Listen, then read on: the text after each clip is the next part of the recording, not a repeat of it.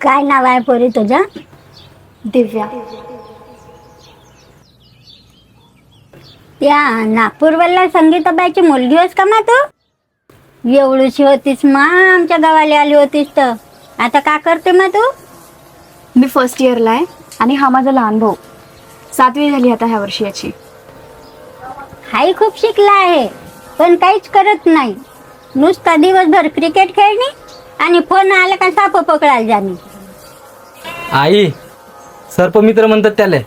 हो हो, तेच ते. हाताले काम नाही, पायाले थारा नाही. असं नको बोला काकू.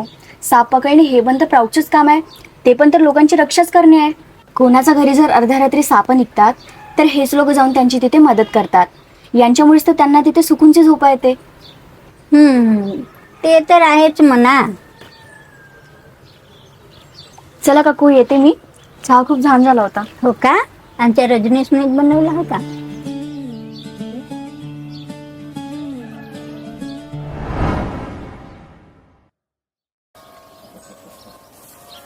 आता कुठे जाणार आहेस? आता असंच गाव फिरायला. बर.